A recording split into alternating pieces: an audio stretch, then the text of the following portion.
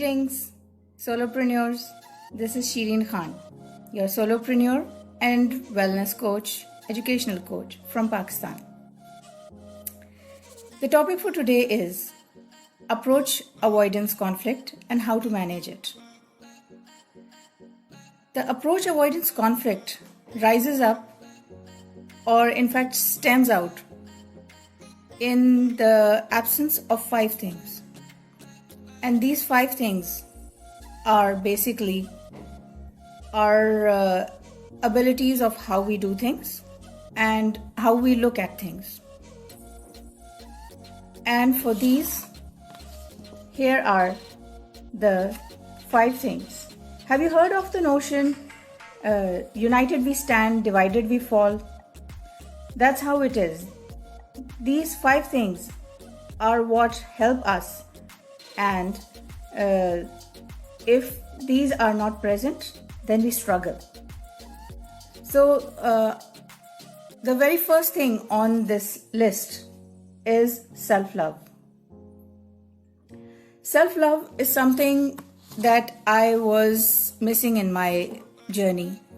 I was brought up with the notion that it's the best thing in life to be selfless and help others, and it's really fulfilling, and it really is fulfilling, but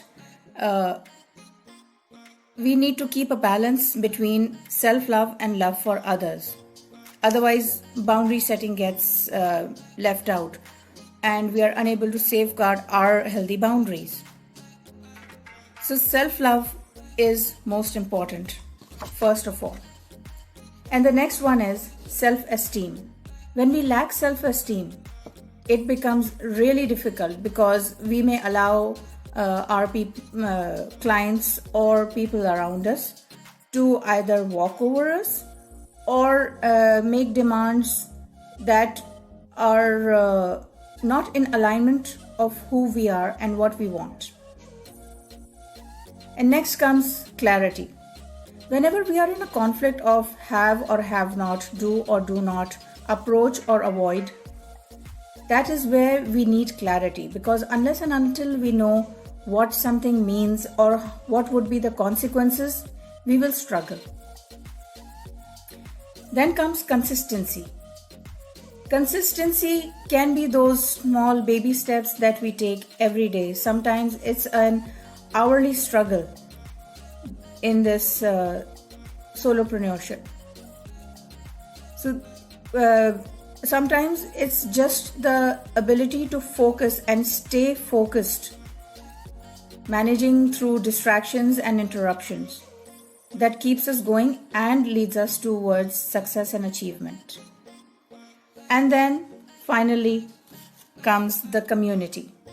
Just like this community, when we respond to our posts from fellow members, and when we are going through some challenging times and we post our questions, we get responses.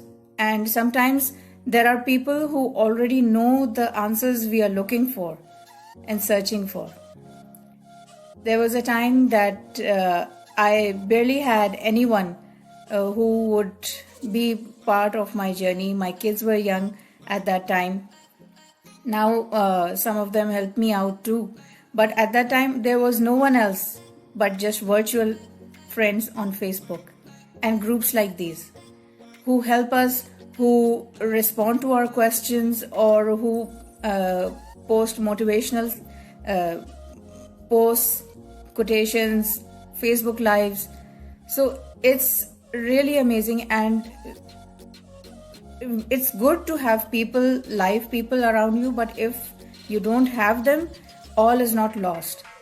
So we can just change our obstacles into stepping stones, and it really helps us, because if loneliness is something that you're struggling with, make it work out for you. What else can you do about it? So for me, it was Facebook. Later on, it was WhatsApp. And then eventually I learned all these things, and my journey eased off, because all these 5 things, these 5 PowerPoints became my strength. and they can become your strength too. So this will enable you to overcome the approach avoidance conflict and move you on a faster pace towards your goals.